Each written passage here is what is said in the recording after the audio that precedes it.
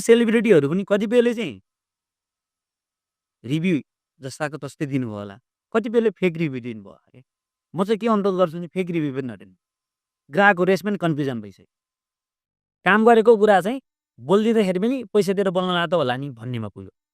यो चाहिँ के हुनु पर्यो भने फेक रिभ्यू हामीले दिन छोड्नु पर्यो। जे हो त्यही भन्नु पर्यो। त्यसकारण उपभोक्ताहरू ठगिँदैनन्, मार्न पर्दैनन्। रियल कमेन्ट गरिदिनु पर्यो। कुनै युजरले काम गरेन भने मैले फलानु मितिमा यो बिल नम्बरबाट यो किने, यसरी प्रयोग गरेँ, रिजल्ट यस्तो छ, नेगेटिभ पोजिटिभ भनिदिनु पर्यो। उसले त्यो सामान लिएको पनि हुँदैन, किने नि हुँदैन, गरे पनि हुँदैन। मलाई पनि विज्ञापनमा देखि ममा नि के लागु भयो भने केही मिडियाले फोन गर्ने 5-7 जना मान्छेहरू कम्प्लेन गर्न आएन तपाईँको त्यसले काम गरेन अरे। म एउटा कार्यक्रम बनाउँदैछु के गरौँ भने म त मिडियाको मान्छे।